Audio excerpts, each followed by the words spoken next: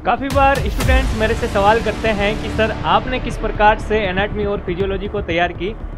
तो हालांकि ये क्वेश्चन कोई इतना इम्पोर्टेंट नहीं है, लेकिन मैं आपको बताता हूँ कि 7 स्टडी हैक्स जो मैंने मेरी लाइफ के अंदर यूज किया उनको, और किस प्रकार से एनाटॉमी और फिजियोलॉजी को तैयार किया। और आप इन सारी चीज़ों को पढ़ करके या मैं जो चीज़ें बता रहा हूँ आपको इस प्रकार से फॉलो करके आप एनाटॉमी और फिजियोलॉजी के अलावा आपके सारे सब्जेक्ट्स के अंदर आप जीनियस बन सकते हैं, और आप चाहे वैकेंसी कोई भी हो फिर सफलता हासिल कर सकते हैं। हमेशा की बात ही, प्रीवियस ईयर के क्वेश्चन पेपर आप सभी के लिए जो राजस्थान पैरामेडिकल काउंसिल से डिप्लोमा कर रहे हैं उनके लिए रामबाण साबित होते हैं। तो जी हाँ दोस्तों, आपके मेन एग्जाम की दृष्टि से देखते हुए मैंने आरपीएमसी के जो पीवाईक्यू है उनके शानदार सॉल्यूशन के साथ एक वीडियो लेके आया हूं जो आपके लिए काफी हेल्पफुल होने वाला है।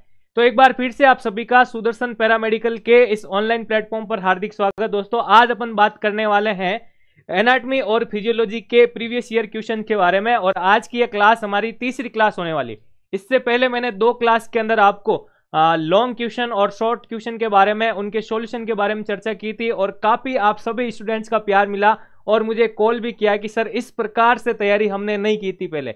तो उन सभी की डिमांड्स के ऊपर ही आज मैं आपके लिए थर्ड पार्ट जो लेके आया हूं, जो स्पेशल आपके लिए रहने वाला है। तो बिल्कुल सबसे पहले बात करेंगे कि आप सुदर्शन पैरामेडिकल के नाम से जो टेलीग्राम चैनल मेरा दे रखा है उसको ज्वाइन करें, क्योंकि ये क्लास होने के बाद भी तुरंत आपको इस क्लास की पीडीएफ भी यहाँ मिलने वाली है। और इसके अलावा जितनी भी पैरामेडिकल से संबंधित इंफॉर्मेशन चाहे वैकेंसी से संबंधित हो, सबसे पहले आपको इस चैनल पर मिलेगी। और अगर आपको कोई भी डाउट हो, कोई भी दिक्कत हो, आप मेरे ये मोबाइल नंबर दे रखे हैं, इस पे व्हाट्सएप मैसेज भी कर सकते हैं या फिर कॉल करके पूछ सकते हैं। तो साथियों आज अपन बात करने वाले हैं आरपीएमसी के पीवाईक्यू, जो एनाटॉमी फिजियोलॉजी और पैथोलॉजी हमने स्टार्ट किया था उसी की अगर चर्चा करें तो देखो ये वाला क्वेश्चन हमने एक शानदार तरीके से सॉल्यूशन कर लिया था एक्सक्रेटरी सिस्टम के बारे में। सेकंड हम बात करते हैं कि right the short notes on shoulder joint, बेहतरीन तरीके से शोल्डर जॉइंट्स की तैयारी की थी। एक बच्चे ने कॉल करके मुझे कहा था कि सर इस प्रकार से हमने तैयारी नहीं की, और फिर मैंने आपके बताए हुए पॉइंट्स के द्वारा हिप जॉइंट्स और एल्बो जॉइंट्स और नी जॉइंट तीनों को नोट्स बना के तैयार कर लिया। हम बात करें फिर नेचर और अपीयरेंस ऑफ बैक्टीरिया के बारे में भी पढ़ा था, फंक्शन और स्ट्रक्चर ऑफ डब्ल्यूबीसी के बारे में भी हमने पढ़ा था, ठीक है। फिर हम बात करेंगे कि बिनाइन ट्यूमर और लीवर, तो पिछला वीडियो देखिएगा, लीवर के बारे में जितने इंफॉर्मेशन हो मैंने दी थी आपको। ट्यूमर के ऊपर पर्टिकुलर एक वीडियो बना रखा है, आप उसको भी देखिएगा, और लास्ट वीडियो में भी मैंने इसका सॉल्यूशन करवा दिया था। आज हमारे सामने जो क्वेश्चन है, right the short notes on pancreas, ulcer, ovary और स्ट्रक्चर ऑफ आई। तो ये पूरा क्वेश्चन है आपका 20 नंबर का, और 4 पार्ट्स में दे रखा है, तो 5-5 नंबर के अपने चारों सेगमेंट बन जाते हैं, ठीक है। तो यहां पे हमसे पैनक्रियाज पूछा है, अल्सर पूछा है, ओवेरी पूछा है और स्ट्रक्चर ऑफ आई पूछा है। तो सबसे पहले हमें यह पता होना चाहिए कि ये क्वेश्चन आया कहां से। अगर मैं पैनक्रियाज की बात करूं तो सर पैनक्रियाज को हम डाइजेस्टिव सिस्टम में भी पढ़ते हैं और एंडोक्राइन सिस्टम के अंदर भी पढ़ते हैं। अगर सिस्टम की बात करूं तो आपके ये जो पैनक्रियाज है भाई, ये आया है आपके डाइजेस्टिव सिस्टम से, डाइजेस्टिव सिस्टम से।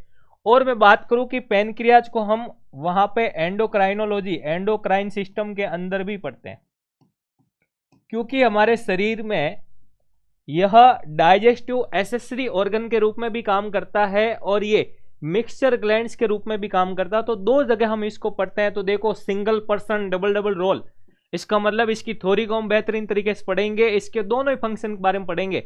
अगर ये मिक्सचर ग्लैंड्स है तो क्या एंडोक्राइन भी है, क्या एक्सोक्राइन भी है, दोनों फंक्शन में ये क्या क्या रोल अदा करता है, जिस प्रकार से आप सिंगल पर्सन आपके चारों सब्जेक्ट्स के अंदर किस प्रकार से लिख कर आते हो एग्जाम में।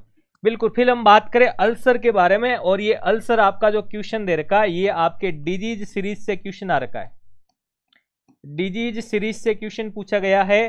फिर हम बात करें यहाँ पे ओवेरी के बारे में। ओवेरी क्या है भाई? ओवेरी आपके फीमेल रिप्रोडक्टिव ऑर्गन है। क्या है? Female reproductive organ. तो ये फीमेल रिप्रोडक्टिव ऑर्गन है, तो ये फीमेल रिप्रोडक्टिव सिस्टम से आया है, फीमेल रिप्रोडक्टिव सिस्टम से क्वेश्चन पूछा है, ठीक है। इसके बाद हम बात करें, आपके एक क्वेश्चन दे रखा है structure of eye. Structure of eye ये आपके सेंसरी ऑर्गन से आया है। कहां से आया है? सेंसरी ऑर्गन से क्वेश्चन आया। तो देखो अगर आपको क्वेश्चन को पढ़ते ही आपको ये पता लग जाएगा ना कि सर ये क्वेश्चन कहाँ कहाँ से पूछा गया, हमें क्या हमने ये सिस्टम पढ़ा कि नहीं पढ़ा, तो वहीं पे एग्जाम हॉल में ही बैठे बैठे आपको आंसर मिल जाएगा कि हाँ मैंने वहां पे इसको पढ़ा था।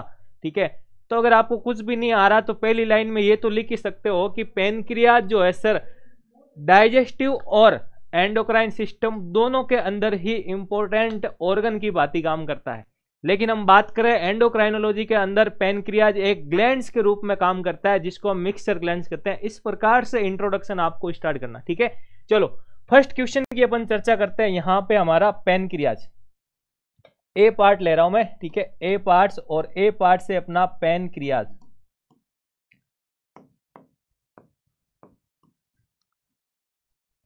इस पेनक्रियाज के क्वेश्चन के अंदर अब आपको देखो सबसे पहले क्या लिखना है। तो अगर आप आंसर लिख रहे हो तो मैं आपको एक परफॉर्मा बता रहा हूं कि आप पेनक्रियाज का इंट्रोडक्शन लिखो।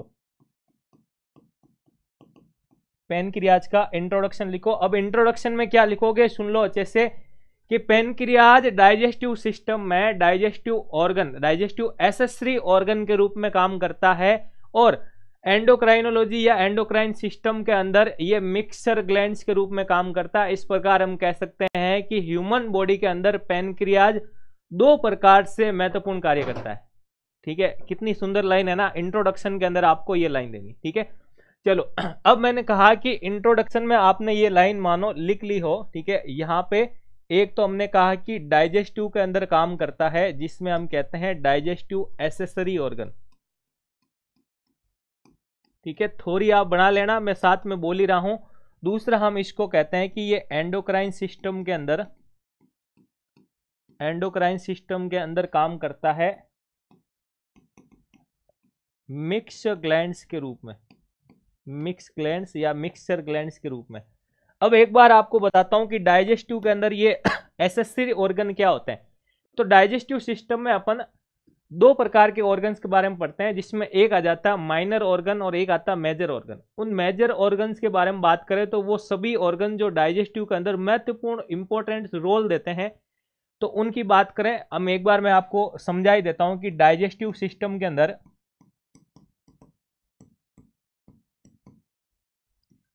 यहां पे मैं बात करूं, एक आ जाते हैं आपके माइनर ऑर्गन्स और एक आ जाते हैं आपके मेजर ऑर्गन्स। ठीक है, पहले मैं मेजर ऑर्गन के बारे में बता देता हूं जिसका रोल क्या होता है, मेनली डाइजेस्टिव के अंदर डाइजेशन का रोल होता है। ठीक है, अब उस ऑर्गन के अंदर आपके आ जाते हैं माउथ आ जाता है, माउथ से नीचे जाओगे आप इशोफेगस मिल जाएगा आपको, इशोफेगस नीचे जाओगे आपको स्टोमक मिल जाएगा, स्टोमक के नीचे जाओगे आपको स्मॉल इंटेस्टाइन मिल जाएगी,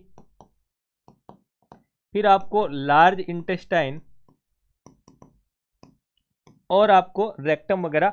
तो ये ऑर्गन्स जो होते हैं जो डाइजेशन में मुख्य रोल देते हैं उनको हम कहते हैं। अब माइनर ऑर्गन जिनको हम एसेसरी ऑर्गन कहते हैं उसमें आपका लीवर, लीवर के नीचे आओगे गोल ब्लैडर, गोल ब्लैडर के नीचे आओगे पेनक्रियाज। तो इसलिए इस पेनक्रियाज को या तो डाइजेस्टिव सिस्टम में माइनर ऑर्गन या फिर एसेसरी डाइजेस्टिव ऑर्गन कहा जाता है। ये चीज यहां से आपको समझ में आ गई। ठीक है, चलो तो ये मैंने समझाने के लिए बनाया था, ये आपको एग्जाम के अंदर नहीं लिखना है। ठीक है, एसेसरी ऑर्गन के बारे में समझाने के लिए आपको बताया था। ठीक है, आगे हम बात करते हैं कि इसके अलावा सर इंट्रोडक्शन के अंदर और क्या क्या लिखना है। ठीक है, इसके अलावा इंट्रोडक्शन के अंदर आपको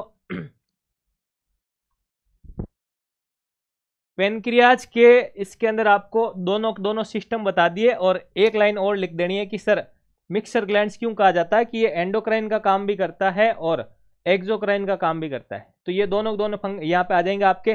फिर हमें क्या देना है, इस पेनक्रियाज के फंक्शन के बारे में लिखना है। पेनक्रियाज के खूब सारे फंक्शन होते हैं उनके बारे में आपको लिखना है। पेनक्रियाज के फंक्शन लिखने के बाद आपको पेनक्रियाज के स्ट्रक्चर के बारे में समझाना है। किसके बारे में समझाना है, स्ट्रक्चर के बारे में आपको समझाना है। ठीक है, तो यहाँ पे तीसरा जो पॉइंट आपका आ जाएगा वो आ जाएगा स्ट्रक्चर, स्ट्रक्चर ऑफ पेनक्रियाज।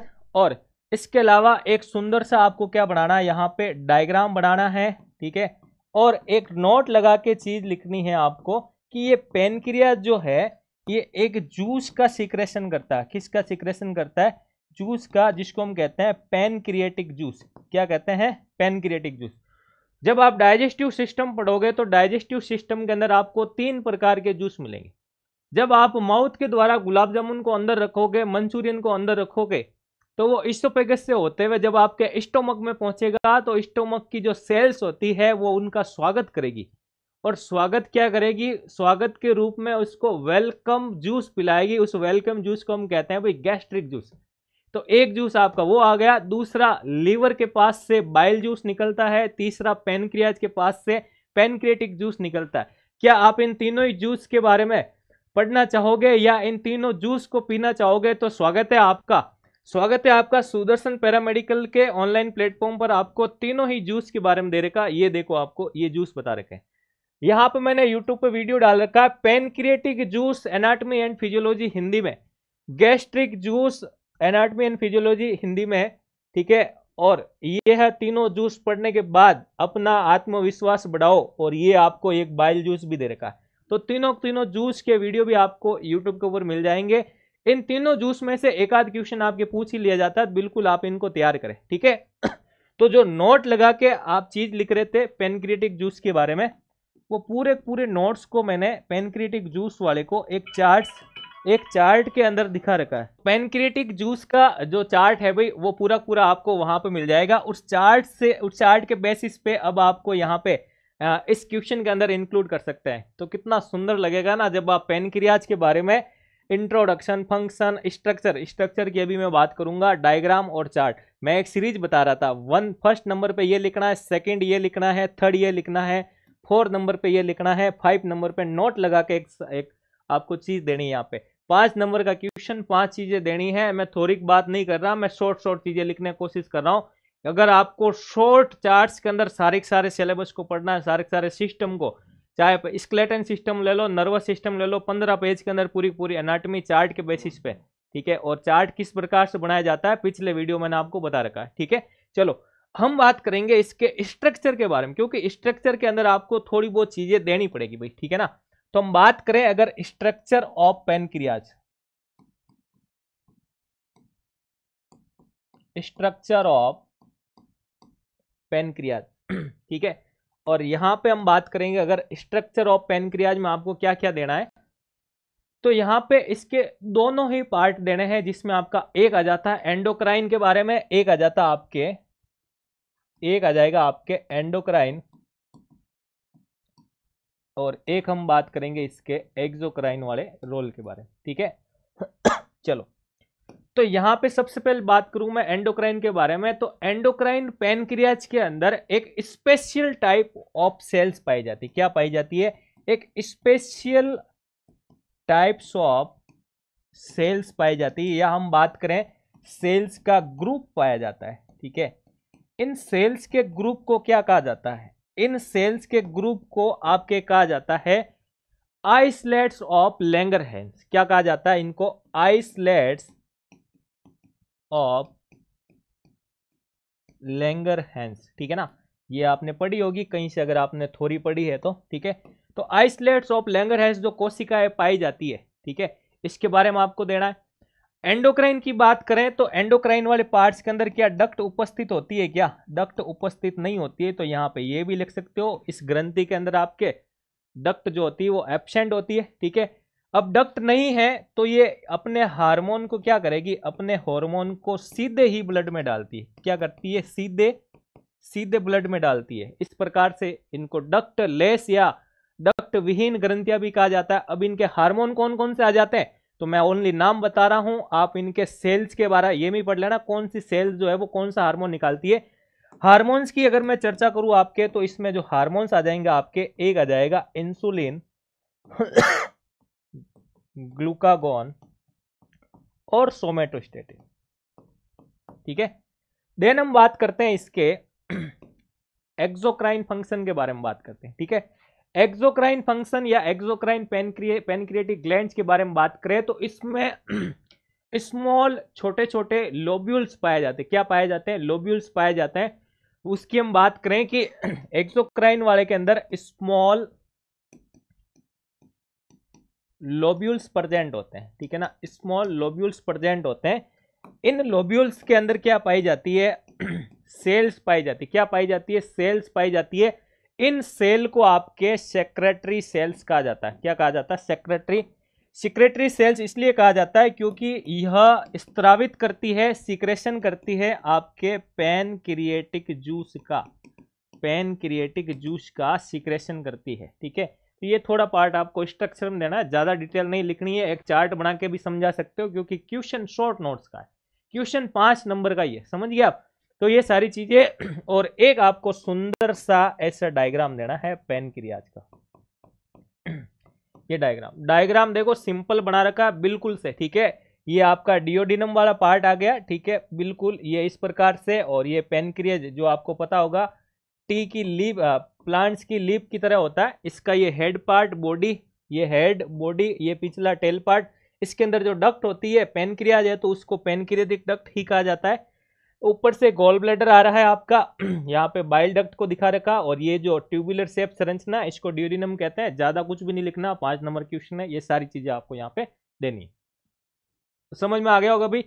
किस किस को अच्छे से समझ में आया है कमेंट्स करके आप बिल्कुल बताना, और नेक्स्ट टॉपिक भी क्या पढ़ने जाते हैं वो भी आप कमेंट करके बताना है, क्योंकि तीसरी क्लास है। इससे पहले भी आपने जो कमेंट्स किए हैं मैं उसकी क्लास से बना रहा हूँ। ठीक है ना, किसी साथी ने मैसेज किया कि सर डायग्राम की क्लास लेके आओ, डायग्राम के ऊपर मैं पूरी पूरी क्लास लेके आ रहा हूँ, इंपॉर्टेंट डायग्राम के ऊपर। ठीक है, तो वो आपको वहां पे मिल जाएगी। ये पैनक्रिएटिक डक्ट जो होती है वो डियोडिनम के अंदर एंटर होती है, ये आपको बेसिक लिखना है, और 5 नंबर क्वेश्चन में आपको इतना ही देना होता है। ठीक है, तो ये आपको पैनक्रियाज के अंदर ये सारी चीजें लिखनी है। अब हम इसके बी पार्ट्स के बारे में चर्चा करते हैं। ये आ गया बी पार्ट। बी पार्ट यानी बी जो क्वेश्चन है वो अल्सर दे रखा है। अल्सर को यहां मैंने दिखाया डिजीज सीरीज, तो एक डिजीज सीरीज चल रही है मेरी, उसमें आप इसको पढ़ सकते हो। डिजीज सीरीज के अंदर सारे डिजीज दे रखे हैं, वहां पे अल्सर को तैयार कर लेना 5 नंबर के लेवल का, और इससे बड़ा भी मैंने उसमें कोजेज भी दे रखे हैं, उसकी पैथोफिजियोलॉजी सारी चीजें, इसके डेफिनेशन टाइप वगैरह सब दे रखे। ठीक है, हम बात करें एनाटॉमी के अंदर नेक्स्ट, इसका सी पार्ट का क्वेश्चन कह रहा है ओवेरी। ओवेरी को हम फीमेल रिप्रोडक्टिव ऑर्गन भी कहते हैं, जो इस सिस्टम के अंदर पड़ते हैं। चलो ओवेरी के अंदर अपन चर्चा करते हैं।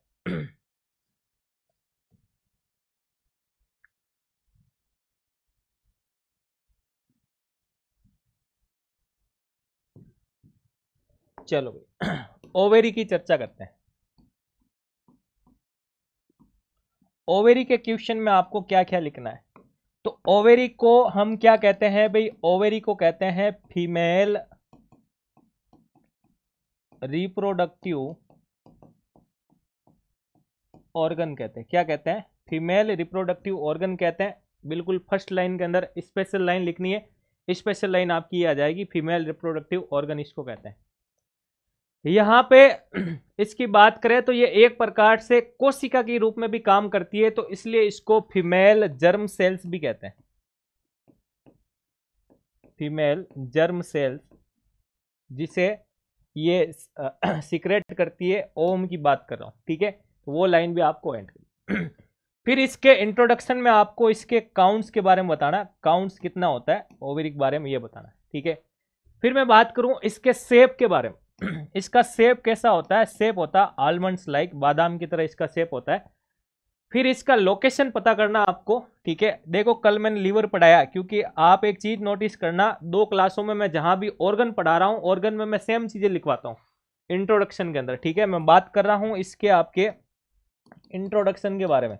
इंट्रोडक्शन अगर आप ऑर्गन का कोई भी लिखते हो पूरी एनाटॉमी के अंदर, कुछ चीजें नोटिस करना कि किस क्वेश्चन में किस टाइप से करवा रहा हूं, ऑर्गन के अंदर किस तरीके से आंसर लिखा रहा हूं। लीवर पढ़ो चाहे किडनी पढ़ो, चाहे कोई भी ऑर्गन पढ़ो, स्टोमक ले लेना, लोकेशन के हिसाब से चलना, फिर मजा आ जाएगा। पैनक्रियाज था, सारी चीजें थी, लोकेशन के हिसाब से चलो। ठीक है, स्पेसिफिक लाइन आ गई, काउंट्स बता दिए, शेप बता दिए, लोकेशन आ गया आपका। पेल्विक कैविटी में पाई जाती है, फेलोपियन ट्यूब के दोनों तरफ होती है। ठीक है, ये आपके फेलोपियन ट्यूब, इसके दोनों तरफ आपको ये ओवेरी दे रखी है। ठीक है, डायग्राम में देखो। ठीक है, ये बड़ा डायग्राम दे रखा आपको, फेलोपियन ट्यूब के दोनों तरफ है, यूट्रस के दोनों तरफ है, ये यूट्रस आ गया, यूट्रस के दोनों तरफ आपके दे रखी है। ठीक है, लोकेशन लिख सकते हो। पेल्विक कैविटी के अंदर ये पाई जाती है। ठीक है, पेल्विक कैविटी इसको लिख सकते हो आप। सिंपल है भाई, बहुत ज्यादा सिंपल है। फिर आपको क्या ऐड करना, यहाँ पे आपको ऐड करना इसके लेंथ के बारे में, इसकी विड्थ यानी चौड़ाई के बारे में, इसकी थिकनेस के बारे में, ये 3 चीजें आपको यहाँ पे ऐड करनी है। जिसकी अगर हम बात करें कि इसके लगभग लेंथ जो होती है 3 सेंटीमीटर, विड्थ जो होती है 2 सेंटीमीटर, थिकनेस जो होती है लगभग 1 सेंटीमीटर। ठीक है, ये सारी चीजें आपको ऐड करनी। अब हम बात करें कि ओवेरी के अंदर सर खूब सारे इमेच्योर ओवम भी तो पाए जाते हैं, खूब सारे इसके अंदर इमेच्योर ओवम भी तो पाए जाते हैं। उन ओवम को प्राइमरी oocytes कहा जाता है। क्या कहा जाता है? प्राइमरी oocytes कहा जाता है। अब ये एक स्पेशल चीज दी है ना आपने, तो नोट लगा के लिखो उस आंसर के अंदर ये स्पेशल चीज। ओवरी के अंदर अनेक इमेच्योर ओवम पाए जाते हैं जिन्हें प्राइमरी oocytes कहा जाता है। और सर प्रत्येक प्राइमरी oocyte जो है वो फॉलिकल सेल से ढके हुए रहते हैं। ये जो प्रत्येक प्राइमरी oocyte जो है ये कवर रहते हैं, किससे कवर रहते हैं? तो अगर बात करूं फॉलिकल सेल से कवर रहते हैं, इसलिए इसको क्या कहा जाता है? Graafian follicle. Graafian follicle. ठीक है, एक एक लाइन से जुड़ी हुई है दूसरी लाइन। ठीक है, फिर आपको इंट्रोडक्शन पूरा हो गया। अब आप यहां पे चीज ऐड करो, इंट्रोडक्शन के बाद आप फंक्शन ऐड करो ओवेरी के फंक्शन के बारे में। ओवेरिक फंक्शन में आप क्या ऐड करोगे? ये फॉर्मेशन ऑफ ओवम, ओवम का फॉर्मेशन करती है। ठीक है, इसकी मैं बात करूं ओवेरी से क्या बनता है? ओवम बनता है। ओवम के फॉर्मेशन की प्रक्रिया का हम क्या कहते हैं? oogenesis कहते हैं। क्या कहते हैं? oogenesis कहते हैं। The process of formation and development and maturation of ovum is called oogenesis। oogenesis की प्रक्रिया आपको वहां पे देनी होती। ठीक है, चलो इसके बाद ये एस्ट्रोजन और प्रोजेस्टेरोन हार्मोन का निर्माण भी करता है, तो ये इसके फंक्शन में आ जाएगा। फिर अगर आप थोड़ा और डिटेल में लिखना चाहते हो तो पार्ट्स ऑफ ओवेरी के बारे में अगर लिखना चाहते हो कि इसके कौन कौन से सर पार्ट्स होते हैं, पार्ट्स ऑफ ओवेरी की अगर आप चर्चा करो तो इसके मेन 2 पार्ट्स आ जाते हैं, जिसमें एक जो आउटर होता है उसको हम क्या कहते हैं? कॉर्टेक्स कहते हैं। इनर होता है उसको हम क्या कहते हैं? मेडुला।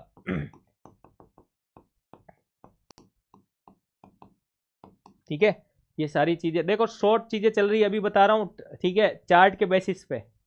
अब हम बात करें कि इस कॉर्टेक्स और मेडुला के बारे में आपने लिख लिया। ठीक है, और इसके अलावा भी अगर आप लिखना चाहो इसके वॉल्स के बारे में, टिश्यू लेयर के बारे में लिख सकते हो। और फिर आप इसके क्या बढ़ाना है? इसका एक बढ़ाना है आपको बढ़िया डायग्राम। ये 5 नंबर की ओवेरी कंप्लीट हो जाती है। इतना ही लिखना होता है आपको, ज्यादा यहाँ पे विशेष कुछ भी चीजें नहीं देनी। चलो नेक्स्ट की बात करते हैं अपन। नेक्स्ट है अपना structure of eye, structure of eye के बारे में। तो नेक्स्ट की अपन चर्चा करते हैं स्ट्रक्चर ऑफ आई के बारे में। ये जो डी है, डी ऑप्शन की बात करेंगे अपन। डी ऑप्शन में आपके दे रखा है स्ट्रक्चर ऑफ आई। अब देखो यहां पे सिर्फ आई नहीं पूछा, उसके स्ट्रक्चर के बारे में पूछा है। और स्ट्रक्चर में आपको स्ट्रक्चर का एक चार्ट बना के छोटी छोटी चीजें लिख के छोड़ दो, लेकिन आपको यहाँ पे 2 लाइन के अंदर क्या देना है? इसका बढ़िया एक इंट्रोडक्शन देना है। ठीक है, और फिर हम अगर स्ट्रक्चर ऑफ आई की बात करें तो आप एक चार्ट बना के छोड़ दो। अब चार्ट किस प्रकार से बनाना है इसके अंदर? तो स्ट्रक्चर ऑफ आई के अंदर क्या क्या आ जाता है? इसका बार वाला, आई का बार वाला हिस्सा, मिडल वाला हिस्सा, इनर वाला हिस्सा। ठीक है, तो हम इसके स्ट्रक्चर की बात करूं तो इसका आउटर पार्ट्स, इसका मिडिल पार्ट्स और इसका इनर पार्ट्स। ठीक है, अब हम बात करें यहां पे आई के आउटर पार्ट्स, यानी आउटर पार्ट्स कौन सी पार्ट्स होती है, कौन सी लेयर होती है इसमें? तो ये आउटर फाइब्रस लेयर में आ जाती है। किस में आ जाती है? फाइब्रस। ठीक है, देन हम बात करें मिडिल पार्ट में, मिडिल के अंदर आपके वेसल्स वगैरह होती है, इसलिए इसको वस्कुलर लेयर कहते हैं। क्या कहते हैं? वस्कुलर लेयर कहते हैं।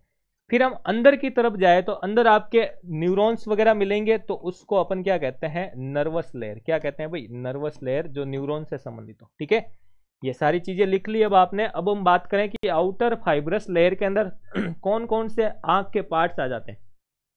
तो आंख के पार्ट्स में अगर मैं बात करूं आउटर के अंदर, तो आउटर में आपके स्क्लेरा और कॉर्निया 2 चीजें आ जाती है। क्या क्या आ जाती है? स्क्लेरा और कॉर्निया। तो ये दोनों चीजें यहां पे लिखो, स्क्लेरा और कॉर्निया। ठीक है, ये चीजें आपको लिखनी है आउटर वाले के अंदर। ठीक है, यहां पे भी दे रखी है, ये स्क्लेरा दे रखी है आउटर पे, ये कॉर्नर आउटर पे, ठीक है। आउटर की बात करें तो बाहर ही मिलेगी, बीच में और अंदर नहीं मिलेगी आपको, ठीक है। मिडल वस्कुलर लेयर की बात करें, मिडल वस्कुलर लेयर के अंदर आपके क्या क्या होता है? मिडल वस्कुलर लेयर में आपके एक तो आ जाता है क्या, कोरोइड। क्या आ जाता है भाई? कोरोइड आ जाता है। दूसरा हम बात करें यहाँ पे सिलियरी बॉडी आ जाती है। क्या आ जाती है आपके? सिलियरी बॉडी, आंख की सिलियरी बॉडी। और तीसरी मैं बात करूं आपके इसमें आइरिस आ जाता है। क्या आ जाता है? आइरिस, ठीक है। तो थोड़ा अंदर गए हम, तो अंदर गए तो सर हमें ये आइरिस मिला और ये सिलियरी बॉडी भी मिली, ठीक है। इसके अलावा मैं बात करूं आपके इनर वाले पार्ट्स में, तो थोड़ा हम अंदर की तरफ जाएंगे तो हमें रेटिना और लेंस के बारे में मिले। किसके बारे में मिलेगा? रेटिना और लेंस के बारे में मिलेगा, ठीक है। तो थोड़ा जब आप अंदर जाओगे तो ये अंदर वाले लेयर पे रेटिना आ गई और ये आपको इस राउंड शेप के अंदर लेंस दिखाई दे रहा है, ठीक है। तो ये रेटिना और लेंस, ये सारी चीजें आपको किस में दिखाई दे रही है?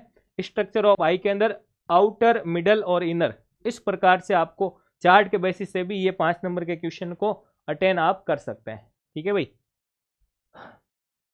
तो अच्छे से समझ में आया होगा आपको ये सारी चीजें, ठीक है। अब इस प्रकार से अगर आप एनाटॉमी पढ़ते हो तो आपको हर एक चीज आंसर लिखने का, फिर आपके क्वेश्चन कहीं से भी हो पढ़ने का मजा आ जाएगा, समझ गए आप। अगर आप इस प्रकार से तैयारी भी करना चाहते हैं, बिल्कुल आपको क्या करना पड़ेगा सर, हमें इस प्रकार की तैयारी के लिए आपको सुदर्शन पैरामेडिकल ऐप के अंदर जाना है। वहां पे आपको काफी सारे फ्री डेमो वीडियोस भी दे रखे हैं, फ्री डेमो वीडियोस भी। वहां से अगर आपका कोई वीक टॉपिक है तो वो भी आप तैयार कर सकते हैं। अगर आप मेरे साथ जुड़ के इस प्रकार की एनाटॉमी, फिजियोलॉजी, पैथोलॉजी और इसके अलावा भी खूब सारे तमाम, आप चाहे डीआरटी कर रहे हो, डीएमएलटी करो, चाहे आप ओटी का डिप्लोमा कर रहे हैं, ईसीजी कर रहे हैं, चाहे आप डायलिसिस का कर रहे हैं, तो सारे के सारे सब्जेक्ट्स आपको सिस्टमेटिक वे में, इसी वे में तैयार करवाऊंगा, समझ गया। तो वहां पे आपको वीडियो लेक्चर उटपटांग तरीके से नहीं, टॉपिक वाइज, ठीक है। फिर उन सभी की आपको ई पीडीएफ भी मिलेगी। फिर आपको मैं एग्जाम के टाइम वापस से मैराथन तैयारी और किसी के आंसर लिखने की प्रैक्टिस नहीं है, क्योंकि आरपीएमसी के अंदर आप आंसर लिखने का तरीका नहीं जानते हो तो कोई मतलब नहीं, ठीक है। तो आपकी आंसर प्रैक्टिस भी वो भी होगी, ठीक है। तो ये सारी तैयारी करने के लिए आप ये ऐप डाउनलोड करें, जहां पे आपको इतनी सारी चीजें मिलेगी, ठीक है। अगर आप डीएमएलटी की तैयारी कर रहे हैं तो जैसे आपको एनाटॉमी, फिजियोलॉजी आ गई, ब्लड बैंक आ गया, बायोकेमिस्ट्री आ गई, एक डिजीज सीरीज भी चल रही है, haematology, microbiology, parasitology, clinical pathology. इसके अलावा डार्क रूम का सब्जेक्ट आ गया। रेडियोग्राफी को एकदम आसान तरीकों से एक 16 पॉइंट्स के बेसिस पे आप रेडियोग्राफी पूरी पढ़ सकते हो। डार्क रूम को पहले आपको डीपली पढ़ना पड़ेगा, और फिर लास्ट में जब बार बार आप चीज को रिवाइज करते हो तो क्या होता है, वो आपके लॉन्ग टर्म मेमोरी में चली जाती है। तो जैसे जैसे रिवाइज करते रहोगे, एक आधे घंटे के अंदर आपका डार्क रूम भी तैयार हो जाएगा। किस प्रकार से कैसेट आपकी आईआर से जुड़ी हुई है, इंटेंसिफाइंग स्क्रीन से रिलेटेड है, किस प्रकार से फिल्म के साथ उसका संबंध है, किस प्रकार से फिल्म प्रोसेसिंग के अंदर हम मैनुअल और ऑटोमेटेड यूज करते हैं, किस प्रकार से इन दोनों में डिफरेंस है, वो सारी चीजें आप पढ़ सकते हैं, ठीक है भाई। तो आज की क्लास के अंदर हमने ये वाला क्वेश्चन पूरा कर लिया था, ठीक है। अगर क्वेश्चन की बात करूं, ये क्वेश्चन हमने पूरा सॉल्व किया। यहाँ पे मैंने एक पेनक्रियाज के बेसिस पे आपको पूरा डाइजेस्टिव सिस्टम पढ़ाया, पेनक्रियाटिक जूस, यानी मैं 4 क्वेश्चन के साथ साथ आपको 10 एक क्वेश्चन तो तैयार करवाई दिए, समझ गया। तो नेक्स्ट क्लास के अंदर अपन नेक्स्ट क्वेश्चन में मिलेंगे, और इसके साथ ही मैं डायग्राम प्रैक्टिस का वीडियो लेके आ रहा हूँ।